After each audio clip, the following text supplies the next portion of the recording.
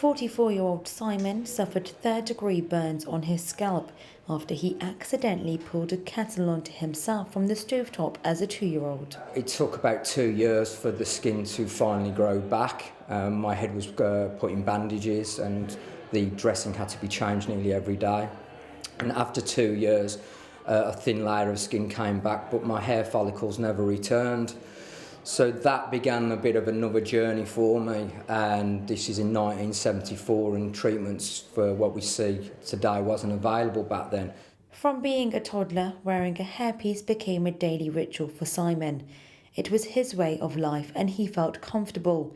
But this all changed when he entered primary school. As I started to get a little bit older, it did start to affect me. And then I started to look at, all my friends, and you start to look at girls more as, more than just friends. And that kind of got me down because I was starting to think then, well, no girl will want to be interested in me. And there was 1 or 2 incidents where my hair system got ripped off at school, and there was, kids can be cruel without meaning to be, and a big recollection of mine was that the hair system was ripped off and this lad ran away with it, and people were all just staring and laughing at me, and I just had to cover my hands over my head.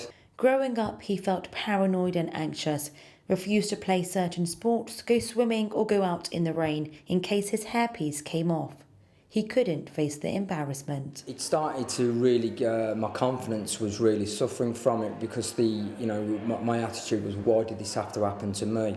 Of all the people in this room at my school, I'm the only person that this burn has happened to. I always tried to be a little bit upbeat about it and be positive to say, well, there are people worse off in the world than me, and there is. But there were them nights when I was on my own, and I had some real dark moments.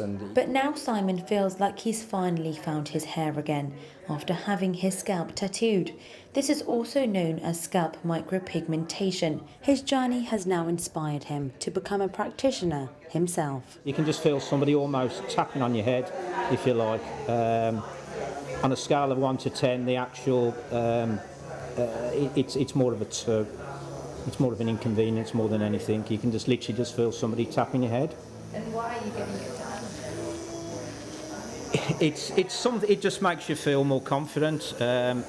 It makes you look like you've literally just clipped your hair. Staff and visitors here at Brandwood Clinic are opening their new cosmetic treatment facility for those suffering from hair loss.